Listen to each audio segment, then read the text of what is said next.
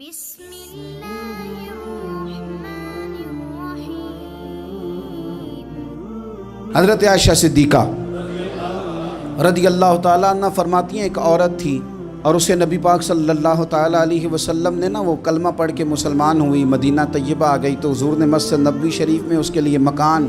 ایک سادہ سا کمرہ ساتھ مسجد کے بنوا دیا، وہیں رہنے لگی۔ اکثر وہ سیدہ طیبہ کے پاس آتی تو حضرت عائشہ صدیقہ رضی اللہ تعالیٰ عنہ فرماتی ہیں وہ بڑی باتیں سناتی اور آخر میں کہتی وہ ہار والا دن بھی بڑا عجیب دن تھا اور میرے رب کی قدرتوں کا دن تھا، وہ بھی بڑا عجیب دن تھا۔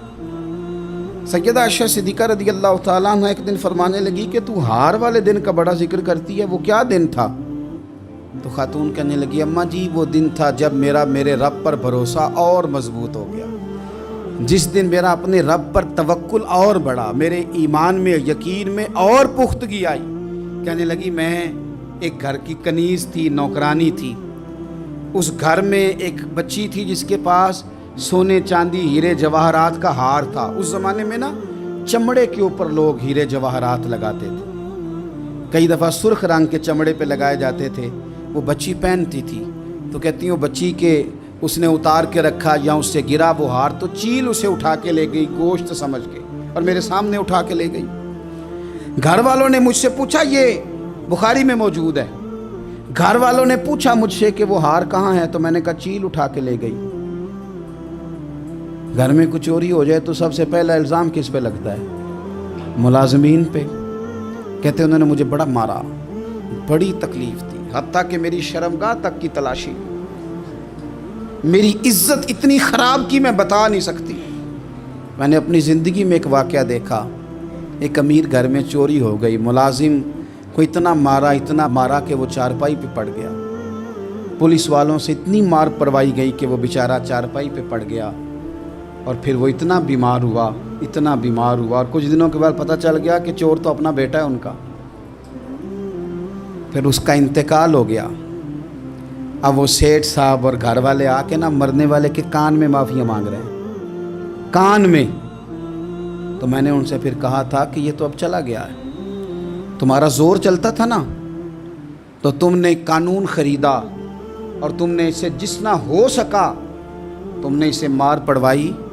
تمہارے پاس جو عدالتیں تھیں تم نے وہاں کارروائی کی، اب ایک عدالت قیامت کے دن لگے گی۔ یہ کمزور تھا نا،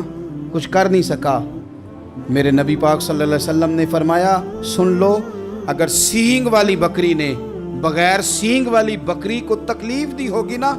تو قیامت کے دن اسے بھی بدلہ دینا پڑے گا کہ تیرے پاس سینگ تھے اور تو نے اسے مارا تھا۔ وہ خاتون عرض کرتی ہے سیدہ عائشہ کی خدمت میں کہ مجھے بڑا مارا، مجھے تکلیف دی، میں کہہ رہی تھی کہ میرے سامنے چیل لے گئی ہے پر وہ نہیں مان رہے تھے، اماں جی انہوں نے مجھے بڑا مارا۔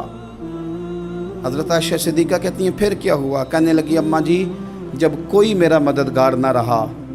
مجھے تکلیف دے رہے تھے، رسوا کر رہے تھے، تو میں نے اپنے رب سے مدد چاہی، میرے رب کی طرف میں نے توجہ کی، میں نے کہا مالک اب تو ہی میرا مددگار ہے۔ کہتی ہے وہ مجھے مار رہے تھے تو وہ چیل جو ہار لے گئی تھی وہی لے کے واپس آ گئی اور ہمارے سروں کے قریب لا کے اس نے جب اس ہار کو پھینکا وہ مجھے چھوڑ کے سائیڈ پہ ہوئے، وہ میری بے گناہی جان گئے، لیکن آپ کو بتاؤں اس دن سے میرا اپنے رب پر یقین اور بڑھ گیا۔ مجھے سمجھ آ گئی کہ جب انسان پورا ٹوٹ جاتا ہے اور جب کوئی چاروں جانب اس کا مددگار نہیں ہوتا تو رب تو ہوتا ہے نا، اللہ تو اس کا مددگار ہوتا ہے نا، وہ تو پھر اپنے اس بندے کی مدد کرتا ہے نا، پھر وہ تو توانائی دیتا ہے نا، وہ تنہا نہیں چھوڑتا، وہ تو آنسوؤں والوں کے آنسوؤں پہ بڑا کرم فرماتا ہے، وہ تو قسم پرسی میں آ جاتا ہے، اس کی رحمت بڑھ کے استقبال کر لیتی ہے۔